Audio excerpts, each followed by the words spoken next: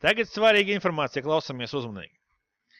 Kad esam pabeiguši darbu ar mūsu 4 failu ievietošanu, lūdzu aizējam uz View Advanced Editor un apskatāt pirmo rindiņu Source. Pirmā rindiņa norāda uz to avotu, no kurienes paņemt fails. Tas nozīmē, ka mājās, kad jūs atnāksiet, jūsu queries nestrādās. Jo viņš skatīsies uz C-users un šī konkrētā faila ceļu. Mēs pagaidām nemeklēsim risinājumu šai problēmai.